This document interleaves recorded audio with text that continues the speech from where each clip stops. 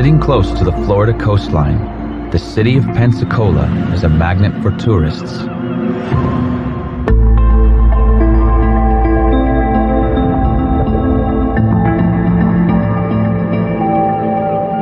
Our beaches are beautiful. People come here for vacations a lot.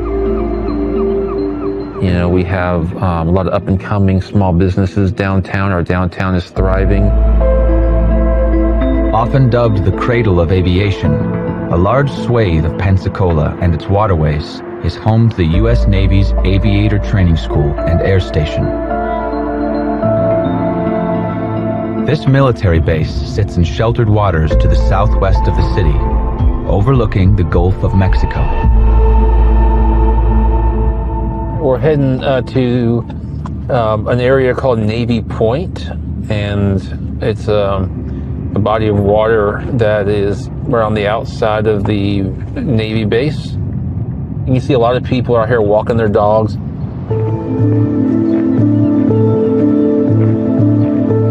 This is an area where you can come and enjoy outdoor activities. The water's over here. Jet skiers do use that.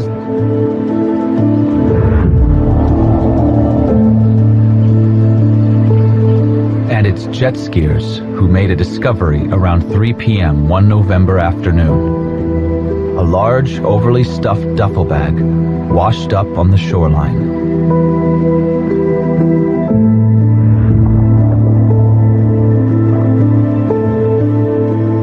They thought maybe it was, money or drugs or something of that nature. But as they got closer to it, they could smell a foulness coming from it. They didn't open it. There was actually a small lock on the duffel bag that would prevent somebody from opening it. They could see that there was insect activity on and around the duffel bag.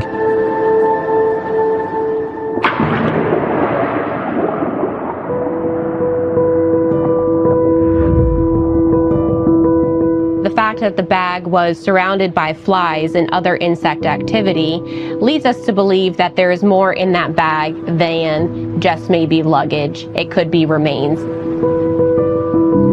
Blowflies and other insects, they can smell decomposing flesh from miles away. Once that odor is exposed to air, it does not take them long to find the body. Having those flies swarm that bag is a key indication that there is something that we need to look more into.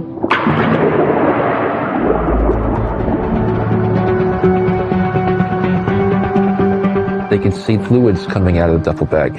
Some very unpleasant things. So they knew enough to call the sheriff's office.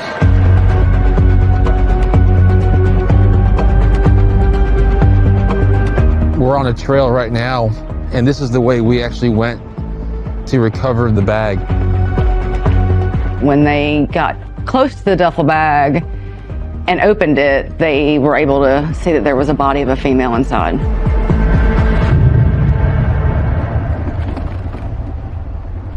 It was found right over here in the duffel bag, washed on the shore.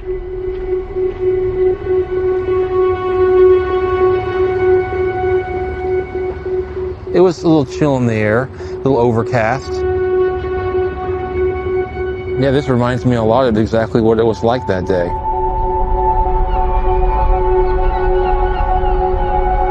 Faced with a suspicious death, police quickly cordoned off the shoreline. It is a process of documenting the scene, collecting evidence from the scene. At that time, it was the sheriff's office assisting as well with their crime scene unit.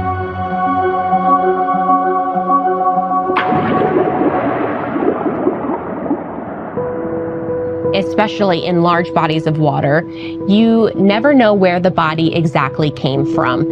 So when you're trying to secure the scene, you don't know what you're securing because you don't know what's involved versus what isn't. It's always better to be safe than sorry and to tape off as much area as you can and thoroughly examine all of those areas. A body in the water, it adds a level of complexity to the case, makes it that much more challenging to investigate.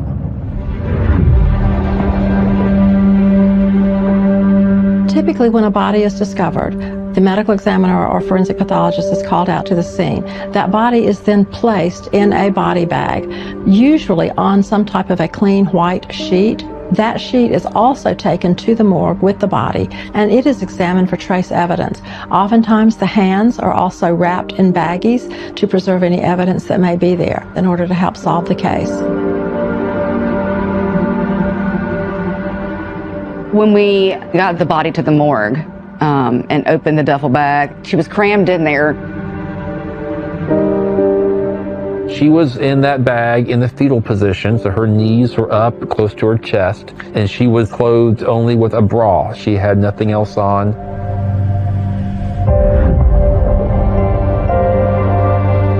Whenever you find a young woman, especially who is nude and she's deceased, I think immediately this raises the question of, is there some kind of sexual component?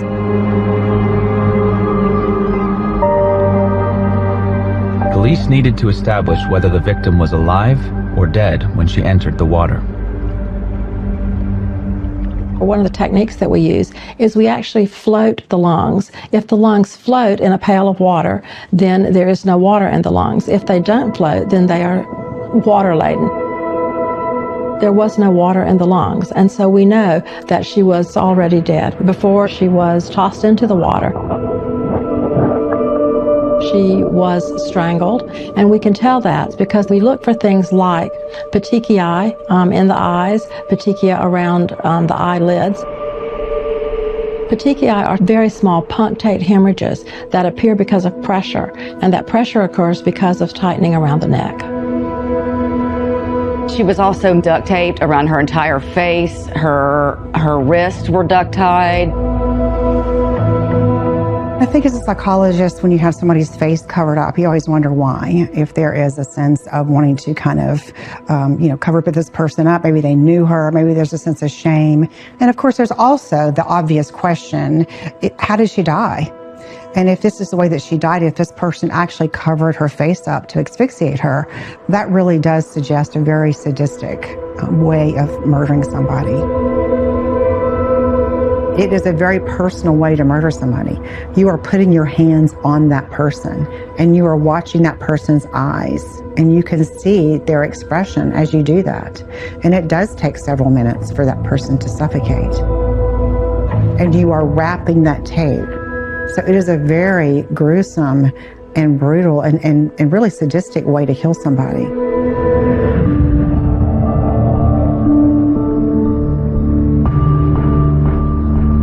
Knowing they were now dealing with a murder, detectives searched for any clues that might lead them to the killer. We were concerned that she was in the salt water for any length of time, really. You know, you lose DNA evidence, you lose any evidence of a sexual assault. Within the bag, there was at least one paper towel. Once it was allowed to be dried out, you could see very clearly that it had a very distinctive pattern on it. There was also what looked to be a Clorox type wipe. Every time you need one, you just pull the next one. It was one of those types. We noticed that she was also missing one earring. She had one gold hoop in and then one that was not in. It had a bit of a distinctive design to it. It was not so normal that it would be just any earring. It could have very well been matched to another had it been found. So the thought was that perhaps that earring had come off of her ear someplace where the murder occurred, or maybe even in the vehicle that transported her. A lot of possibilities. Finding the Clorox wipes and discovering that she might be missing an earring was very crucial. It was a starting point for investigators. But one big question remained. Who was the unidentified victim?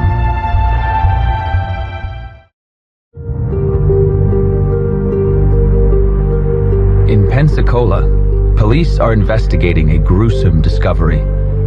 A duffel bag has washed ashore, containing a woman who's been bound with tape and strangled. It's very common for killers to dispose of a body close to an area where they live, whether they work, and also if it's water, oftentimes a place they're familiar with that's in water. And so here we have this duffel bag that's washed up very close to a local naval base, which I think immediately gives investigators a clue. Could this be somebody who is actually working or affiliated with this location? For this case, with her being off of the Gulf of Mexico, a saltwater that is high on crustaceans, eventually crustaceans could have found their way into the bag, thus eating some of the remains, causing more trauma to the body that was not already there. Her remains were found to not have a lot of animal activity. That leads us to believe that the body was not in the water for an extended period of time because the aquatic life did not have time to access the bag. Now police must urgently find out who the victim is.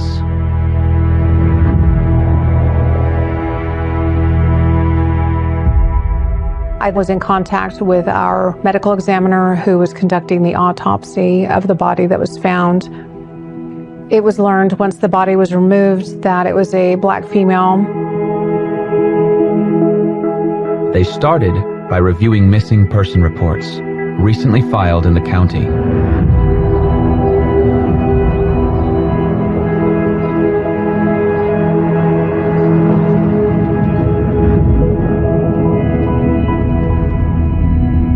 As the detective on duty, I was alerted to a suspicious call that our patrol officers had gone to. The call was from Sylvia Watkins, who hadn't seen her 25-year-old sister Samira, a mother of one, for several days. She hadn't been seen or heard from. It was very unusual. She didn't show up to see her child. It was around Halloween time, so she wasn't there to take him trick-or-treating. We decided that we should go ahead and start looking into her disappearance. Samira Watkins was working as a shift supervisor for a local restaurant. She was also going to school at night for dental hygienist.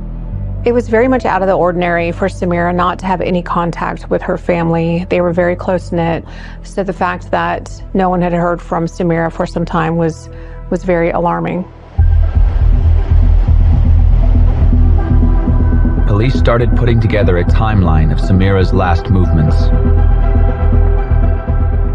Samira's sister reported that Samira had gotten off from work around 9 p.m. and drove all the way to roughly the downtown area of Pensacola, where they all lived.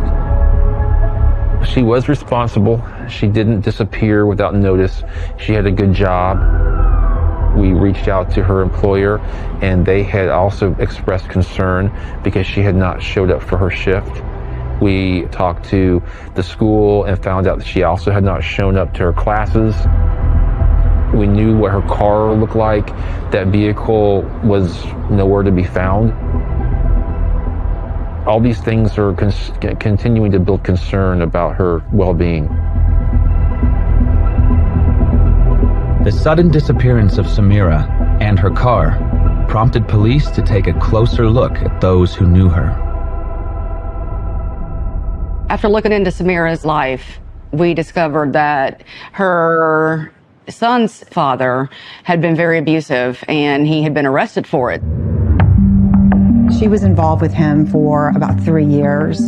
It was just an incredibly horrible relationship for her. He, in fact, as a matter of fact, ends up going to prison for domestic abuse when he kidnaps her and won't let her go for days. That was an incident that occurred here in Pensacola. He had gotten out of prison not too long before Samira went missing. There is now that possibility. Could that have been what happened to Samira? Could the father of her child, having gotten out of prison, could he have done something to her? So obviously we wanted to talk to him as well. Some of the main things we were doing was looking at his criminal history, trying to pull together all the cases, anything that would show us that he had those violent tendencies. We're looking at his probation status. Is he on probation or on parole, where he's checking in? Where does he live now? What address did he give? Once he was out of prison, you usually give an address, looking at that. It didn't take detectives long to track him down. Samira's ex-boyfriend, his alibi was that when he got out of prison, he began to work doing overnight cleaning. Him and his crew, they would go into offices, things like that, and they would clean all throughout the night. Samira's ex-boyfriend had a solid alibi. We were able to determine that he worked in different office buildings, and we were able to confirm that he was there through his coworkers. Investigators hit a dead end. But soon, another name came to their attention. A man known as Ricky Littleton. So when I interviewed Samira's sister, she kept talking about this boyfriend of Samira's, and she kept calling him Ricky. She didn't know his last name, but she knew he was in the military. And she had explained to me that Samira and Ricky had been seeing each other, that the relationship had turned sexual at some point, and that Samira was pregnant, and she had said that the baby was this guy Ricky's. She told her sister, I'm going to go meet with Ricky, and we're going to talk about our future, and specifically the fact that Samira was pregnant. Samira just happened to meet Littleton when she was going on to the Naval Air Station in the earlier part of the summer of 2009. They met at the front gate. There was a little bit of flirting exchanged back and forth. Littleton was a very handsome young man, was obviously in the military and responsible, and certainly this was someone that Samira could see building a relationship with. She has found somebody who is the exact opposite of her abusive partner, her ex-partner. This is somebody who is not only in the military, who has a stable career, has no black marks on his record. He's a police officer in the military. So I would imagine that when she first met him, it must have been so exciting. Detectives asked Samira's new boyfriend, Ricky, to help with their inquiries. There's a couple things that were odd with Ricky. When I called him to ask him to come to talk to me, he actually, when I said, "Hey, Ricky," he corrected me and said, "No, this is Zach." Well, it was the same guy. So right off the bat, I'm finding out that he's using a fake name while dealing with Samira and her family. Not only had Zach been calling himself Ricky, he was also married with a child of his own.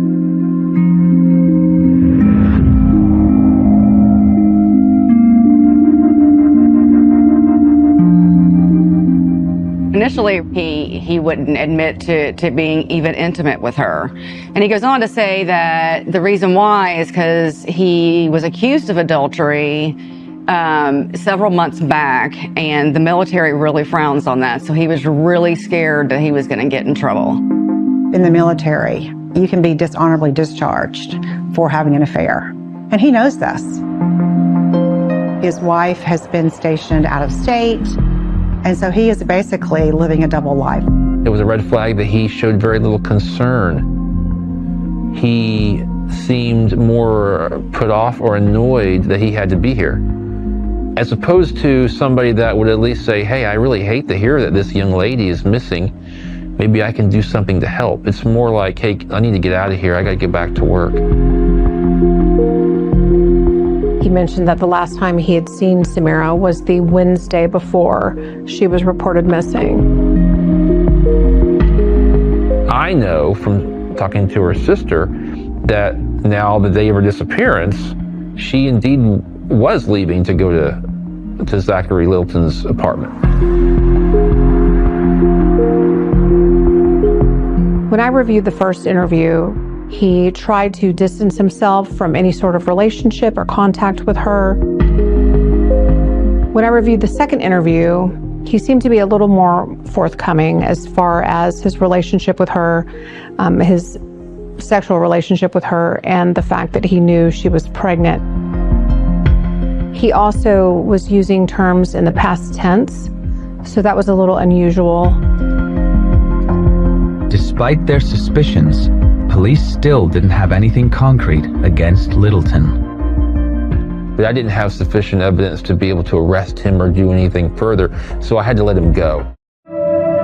In Florida, police investigating the disappearance of mother of one, Samira Watkins, are waiting to identify the body of a woman washed up in a duffel bag on the Pensacola shoreline.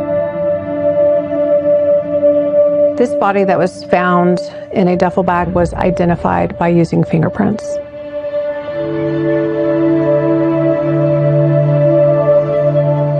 Some of the challenges when a body has been in water in particular are things like identifying that person.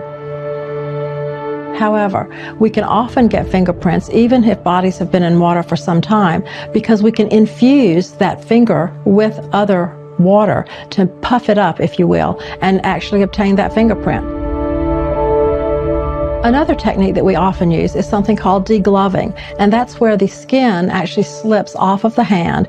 We put on a gloved hand and we put that skin over our glove, and then we can actually roll that person's fingerprint onto a fingerprint identification card and hopefully get an ID that way.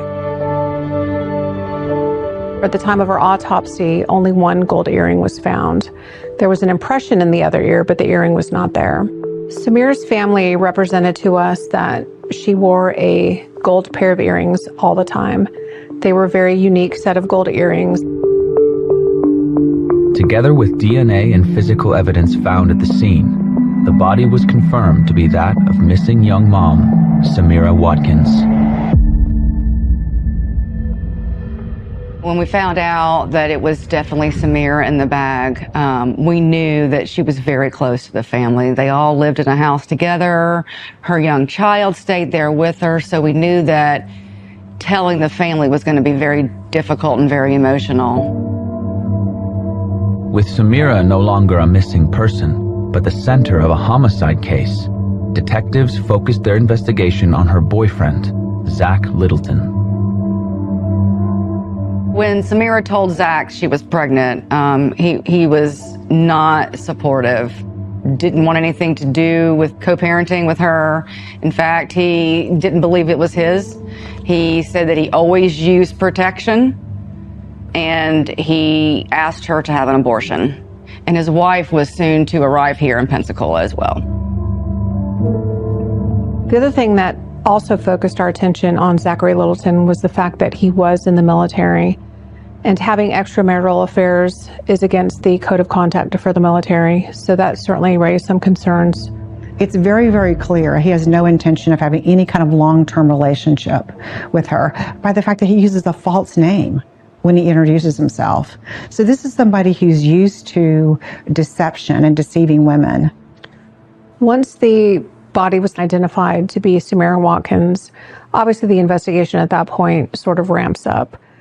Now we are pretty certain that this is in fact Zachary Littleton's doing. Now detectives had to find evidence to support their suspicions. At that point in time in 2009, the cell phone technology analysis was pretty new. So at that point, law enforcement reached out to NCIS because they had some newer technology and they were able to analyze Samira and Zachary's cell phones. Samira's cell phone showed that shortly after she left her home and left her child with her sister, you can see her travels using mapping and the cell tower hits. And you can see her leaving and going really across town to a tower that is located basically adjacent to Zachary Littleton's apartment. When Zachary Littleton was initially interviewed, he mentioned to law enforcement that he had two different cell phones. He had one with an area code of 843 that he never let Samira have. He also had another number that started with a 777, and that was the primary phone that he communicated with Samira. Detectives also discovered an unidentified phone number on Samira's cell phone. There is a brand new phone number that Samira is calling at that time. There ended up being 47 calls in that 9-day period to this, what I would call a mystery phone number. Equally concerning was the fact that that number all of a sudden just went cold. It really implied that whoever owns that number knew something happened to Samira and she wasn't going to be able to answer the phone even if they called. Once they got the cell phone records for this unknown number, it turned out to be a track phone or a prepaid phone. So it's rather difficult sometimes to get information on those phones. But we did get lucky, and we did discover that this particular phone number was registered to a Zach Littleton. So I learned a lot of things from Zach's friends and coworkers. One thing I learned is that he had a reputation of being a womanizer, that Samira was not the only girl who he had a relationship with, even though he was married, that he had skirted some punishment with the military previously for infidelity. This was somebody who was willing to break the rules, who was willing to lie, who was willing to have relationships with women under false pretenses to get what he wanted. He's somebody who on the surface is, an upstanding police officer and military guy. From the very beginning, while Samira sees him as somebody who could be a knight in shining armor in some ways, he sees her as just another fling. He tells investigators so many different lies about his alibi, about his relationship with Samira, about where he was. I mean, he is obviously somebody who's very comfortable with lying. And I think this, of course, backfires. And so all this deception really becomes more damning evidence against him.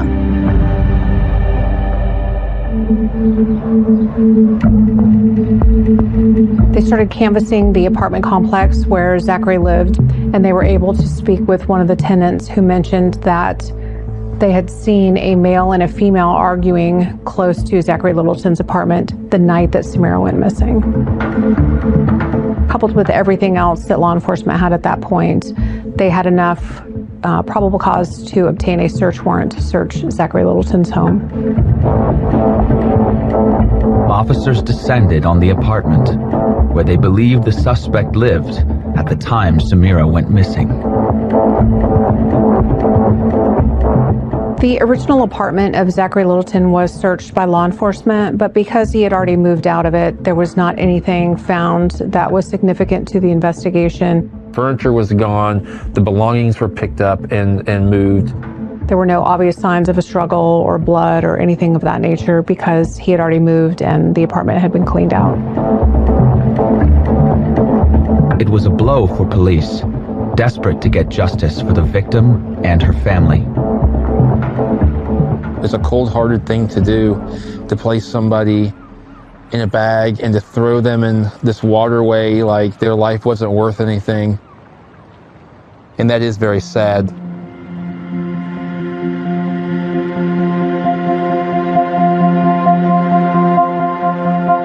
Despite a lack of hard evidence linking him to the crime, police were still convinced Zachary Littleton had killed Samira Watkins and dumped her body in water near the Pensacola Naval Base.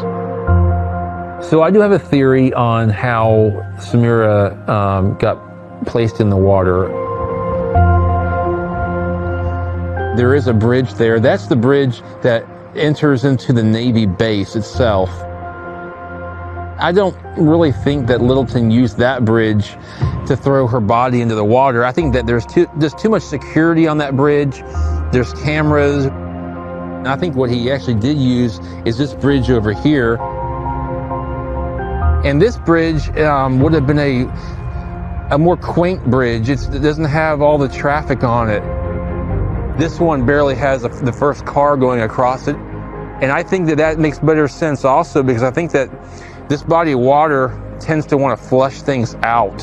I think that she went into the water there, and that duffel bag made its way through that short period of distance over to the spot where it was found.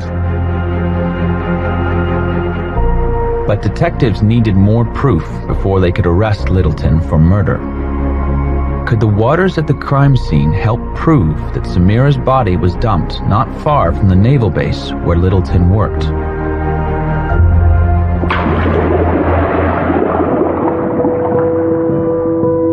Anytime we find evidence or a body in the water, we always collect a water sample. And that way, if we ever need to compare them, we can. Ideally, what we want to see is that the organisms, the bacteria, and the water makeup found within the lungs, sinuses, or around the remains match that type of water where the remains were found. In this case, it's believed that Samara's remains were not dumped too far from shore.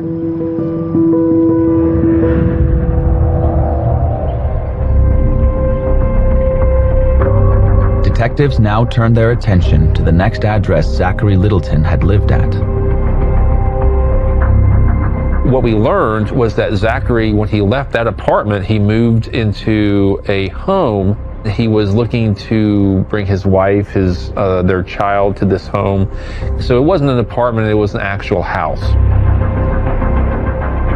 When law enforcement executed a search warrant at Zachary Littleton's new home, they found some Lysol wipes. They found gray duct tape. They found paper towels that were consistent with the pattern of the paper towel that was found in the duffel bag with Samira's body.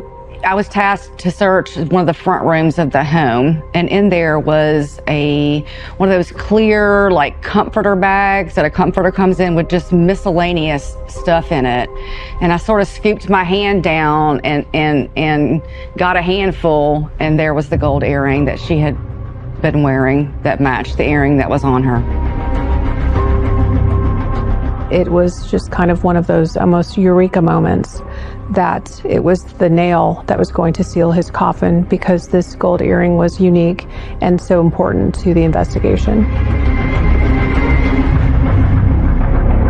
The discovery of the earring was a major breakthrough in the case against Littleton. But there was more to come. Every investigator was tasked with little things to follow up on. We knew that her car was missing. So the thought was, if somebody did do something to her, they had to get rid of her car. And then after a little while, her car was discovered at a vacant house over in an area called Bellevue. And then they had to get a way back home. So back then, taxi cabs were still pretty popular. We didn't have the Uber or the Lyft. So I went to the local yellow cab location and asked if they kept records of their fares and where they picked them up at, what phone number they called from, maybe they had a name. And sure enough, there was a person named Zach who called to get picked up from the Waffle House that was not too far from where her car was discovered. I went to that restaurant to look at their video. They pulled up the date and time that matched when that taxi cab had picked up this individual. And what it showed was Zachary Littleton. He's holding in his hands a canister of wipes, the exact kind that you would use to clean up things. So by seeing the Clorox wipes in his hand, we figured that that was pretty immediately after the crime. He was probably wiping the car steering wheel down or whatever to remove DNA or fingerprints. But he walks in and he asks one of the employees if he could borrow their phone. They get the phone for him, and that's when he calls the taxi right there from the restaurant. We believe the reason that Zachary Littleton used the phone inside of the Waffle House was so that it could not be traced back to him. Obviously, we know that he had 3 phones, and so he could have used any one of those 3, but instead he decided to go inside and use a landline phone that he probably hoped wouldn't be traced. It was my goal to present this case before a grand jury in an effort to seek a first-degree premeditated murder indictment.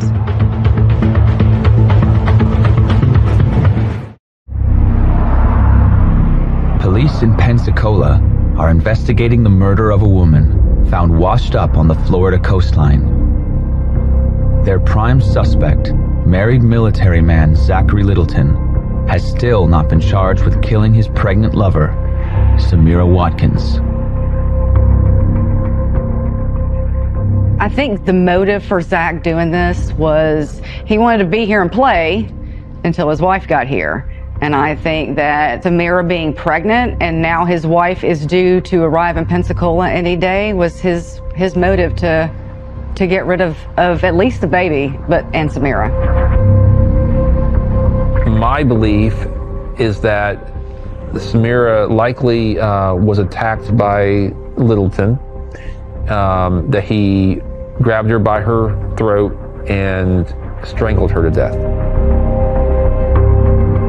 He added the tape around her mouth and nose once she was unconscious to make sure that she was not going to come back. The fact that he dumped the body in water was obviously in an attempt to try and get rid of the body, number one, as well as any evidence.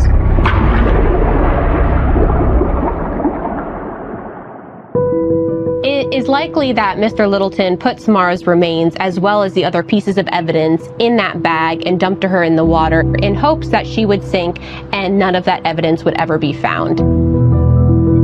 In most cases, though, bodies, once they start to decompose, those gases build in their system, and no matter how they're weighted down, in most cases, they are going to float. And that's exactly what happened in this case. She floated along with all of the evidence that he had trapped inside the bag.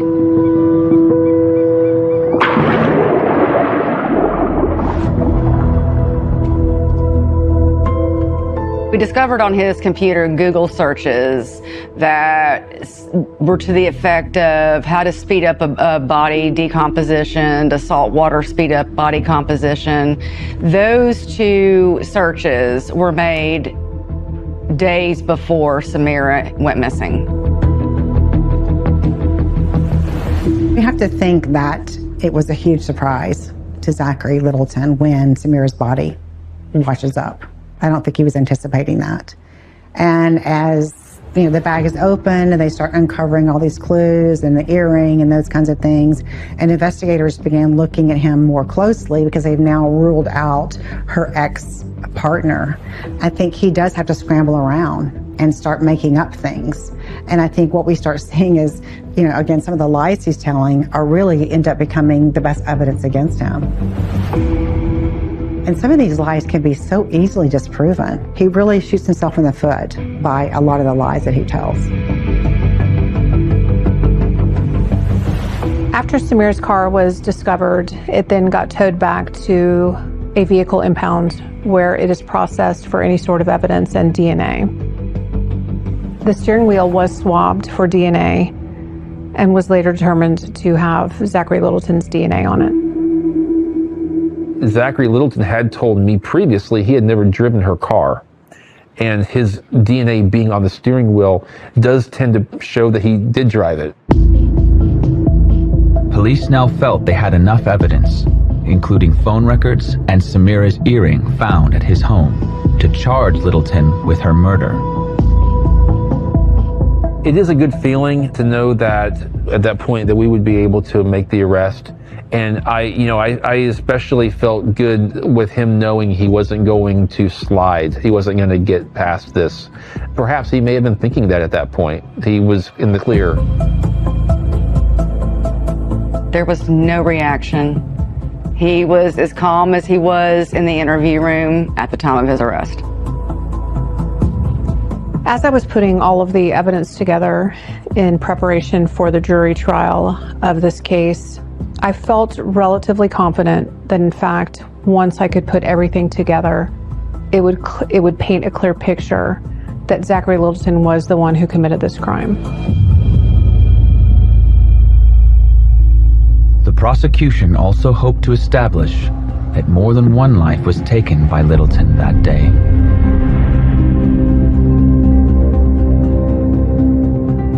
In Samira's case, there's actually some concern that she may have been pregnant at the time of her death. Medically, during the autopsy, of course, we always examine the female uterus. It was not found that she was pregnant at this time. Samira's body had been submerged in water for at least 5 days, and so the medical examiner was not able to make a determination as to whether there was a fetus.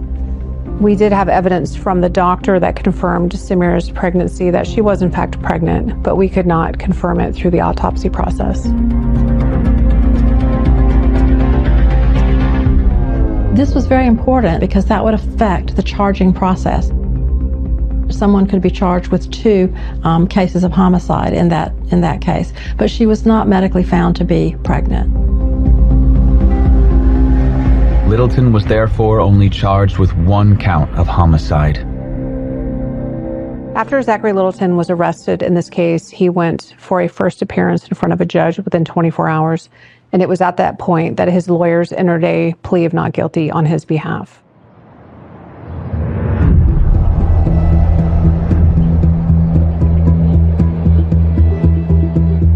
So I was nervous come trial time because I could see the picture here, the story of what happened. I could see that because I lived it and I was involved in it, but you never know how a jury is going to see it.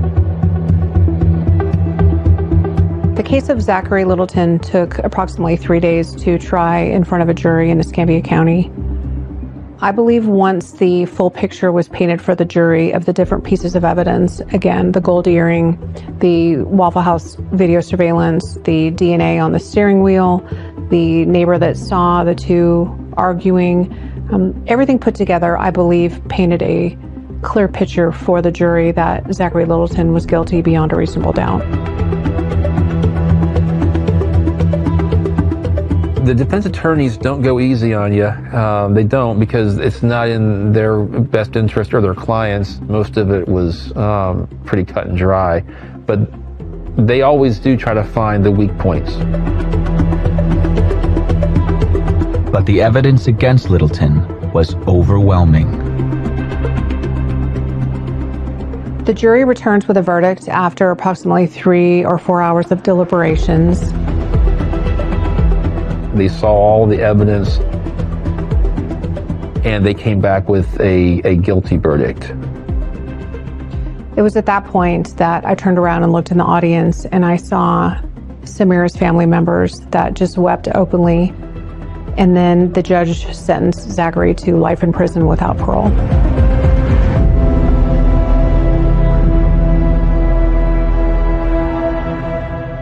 So when I heard the guilty verdict for Zach, it was very satisfying, but it was also overwhelming. There was a lot of emotion. This is a very hard case to investigate. It involved a young, successful girl who was pregnant.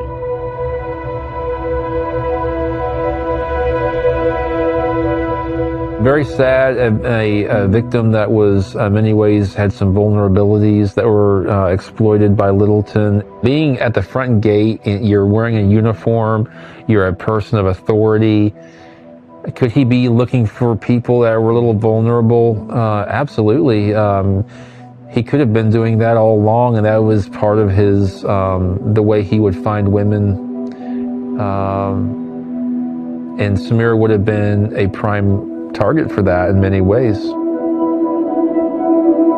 It's one thing to be a police officer who may be investigating crimes on the base. It's another thing to try to be a sophisticated criminal, and he wasn't. He left so many things behind. Part of that was him, in that situation, feeling desperate and trying to get rid of everything. And I think the other part of it was kind of just being naive about the fact that, or either overly confident about the fact that he can just put all this stuff in a bag and dump it. He wanted to erase the whole thing, and maybe by packing this bag, he kind of fooled himself into thinking, this is my way of just getting rid of everything, which was the exact opposite of what happened. The satisfaction from proving this case really goes for the family members. Samira was such a young, beautiful girl with her whole future ahead of her. So to be able to get some level of justice for this family is certainly rewarding.